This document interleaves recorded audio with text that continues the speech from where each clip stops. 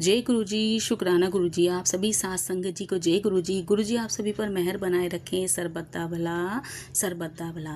आशा करती हूँ संगत जी कि आप भी स्वस्थ और मस्त होंगे। संगत जी आज माँ का तीसरा नवरात्रि है और आज के दिन माँ चंद्रघंटा के स्वरूप की पूजा की जाती है। महादुर्गा की यह तीसरी शक्ति है जो चंद्रघंटा के नाम से विख्यात है। नवरात्रि के तीसरे दिन इसी देवी की पूजा आराधना की जाती है। देवी का यह स्वरूप परम शांतिदायक और कल्याणकारी है। इसलिए कहा जाता है कि हमें निरंतर उनके पवित्र स्वरूप को ध्यान में रखकर साधना करनी चाहिए। इनका ध्यान इहलोक और परलोक दोनों के लिए ही कल्याणकारी और सद्गति देने वाला है। उनका ध्यान जब हम चंद्रघंटा माता का ध्यान करते हैं तो इस लोक यानी कि यह लोक में, जिस लोक में अभी हम रह रहे हैं, और परलोक यानी कि स्वर्ग, मृत्यु, पाताल जो भी है, परलोक में दोनों जगह ही कल्याणकारी है और सब जगह क्या देता है, सद्गति प्रदान करने वाला है। इस देवी के मस्तक पर घंटे के आकार का आधा चंद्र विराजमान है, इसलिए इन्हें चंद्रघंटा के नाम से जाना जाता है।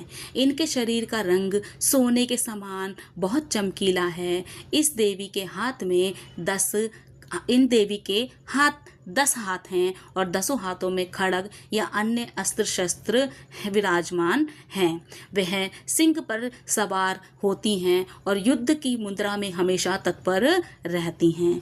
इनके घंटे की भयानक आवाज़ से अत्याचारी दानव, दैत्य और राक्षस कांपते हैं।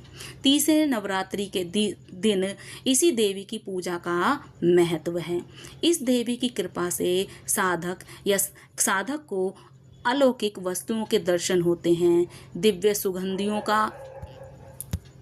दिव्य सुगंधियों का अनुभव होता है और कई तरह की ध्वनियाँ भी सुनाई देते हैं। कहते हैं कि जो साधक इनकी पूजा पाठ करते हैं उन साधकों को अलौकिक चीज़ों का दर्शन होने लगता है। उनको आवाज़ें आती हैं, ध्वनियाँ सुनाई देती हैं, सुगंधियाँ आती हैं, फ्रेगनेंस आती हैं, उसका अनुभव होता है और वह साधक को ऐसी अनुभूतियाँ होती हैं जिसका उनको किसी अन्य से वर्णन नहीं करना चाहिए।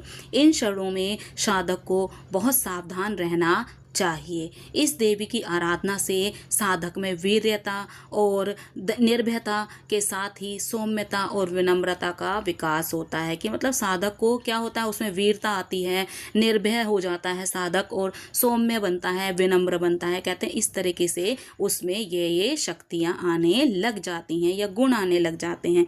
इसलिए मन, वचन और कर्म के साथ ही काया को विधि विधान के अनुसार शुद्ध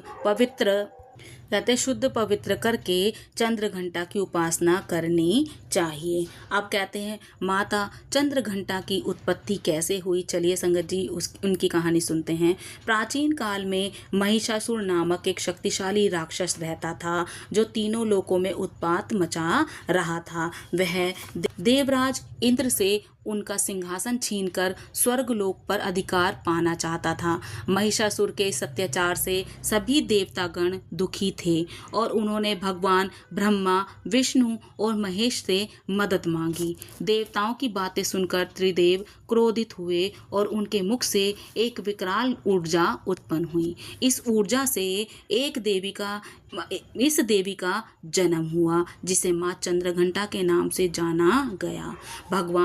भगवान शंकर ने उन्हें अपने त्रिशूल से त्रिशूल दिया। भगवान विष्णु ने अपना चक्र, इंद्रदेव ने अपना घंटा, सूर्य ने अपना तेज, तलवार और सिंह प्रदान किया। अन्य देवताओं ने माँ को अपने अस्त्र शस्त्र दिए।